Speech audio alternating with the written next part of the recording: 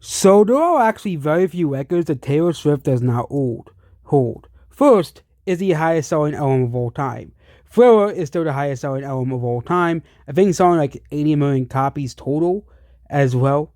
And there's like a few other records like the highest selling artist of all time, which I think is the Beatles. I could be wrong. It's either the Beatles or the Rolling Stones as well. And or Pink Floyd. And I think Michael Jackson's like number three. And it's gonna be very, very hard for Taylor Swift to surpass that, but there is one record that would seem to be impossible.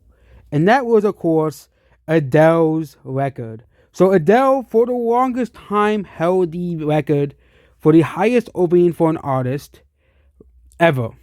Probably not ever, but yeah, the biggest opening with CDs, vinyls, the biggest opening for CDs, okay, as well. Since they started keeping track of this, of course, he could just say that, I know they didn't track the U.S. sales. So basically, for a long time, they tracked the global sales, and no, Taylor Swift did not beat the record for the best first week in global sales. Which again, that record still belongs to I think Thriller as well, which is around 8 million globally in first week. But they didn't track the U.S. sales until like 2000 or so. So they didn't actually have a separate US list for album sales until like 2000, which means technically Taylor Swift may not actually hold this record and may actually belong to Thriller by Michael Jackson. But considering the fact that Billboard even track it, so I guess yes.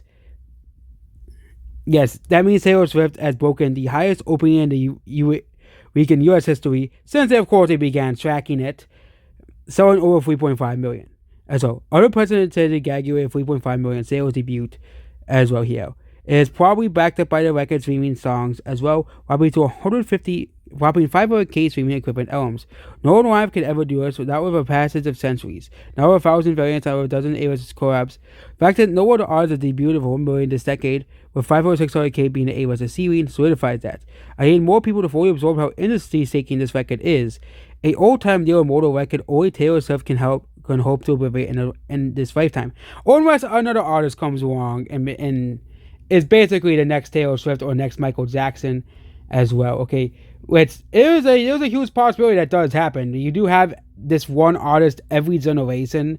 Well, they of course start out very small. Like Taylor Swift started out as a small artist, like every artist does, and they become bigger and bigger and bigger through word of mouth, and they eventually become this huge star, this huge mega superstar. And you had the Beatles, you had Michael Jackson, and now you have Taylor Swift as well. Okay, as some of the biggest, most impactful artists in history, ever in history. Like there are so many artists that have been inspired by Michael Jackson and the Beatles. Like there are even artists that just started around this decade that actually were inspired by the Beatles. That just shows you, even if you don't listen to the Beatles, like I bet a lot of people who watch this video probably don't even know any Beatles songs as well. But if you're in the music industry or you make music, the Beatles is one of the most influential artists of all time.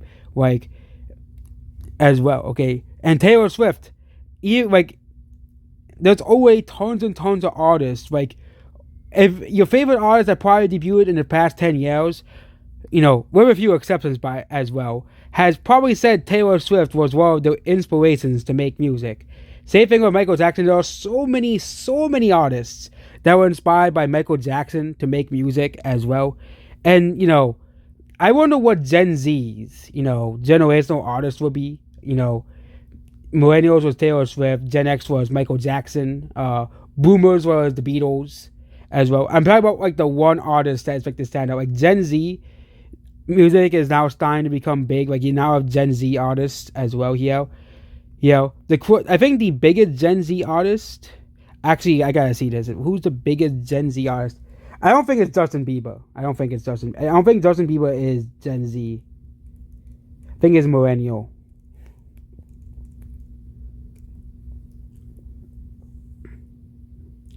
Okay, so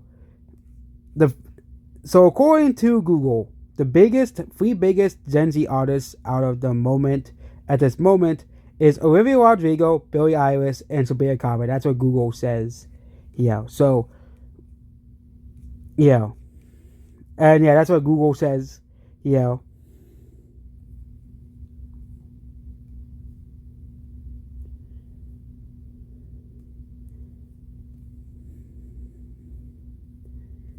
Yeah, I know Taylor, and yeah, Taylor Swift. If there were artists that are actually Gen Z, not artists that are millennials. Taylor Swift is in the millennial generation as well. But yeah,